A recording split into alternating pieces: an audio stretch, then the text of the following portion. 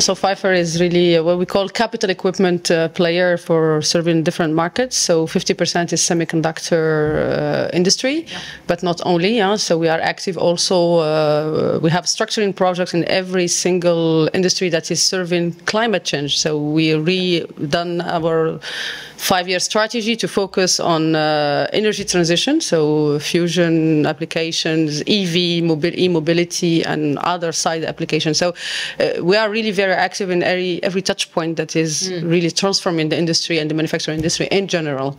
But 50% is semiconductor, of course. So Pfeiffer had an ambition. I mean, we showed ambition in growth. So we are exposed to key application and key drivers for the future digitalization of the society. Any mega trend actually requires vacuum and requires our products. So we are in a really key and exciting environment actually to evolve in.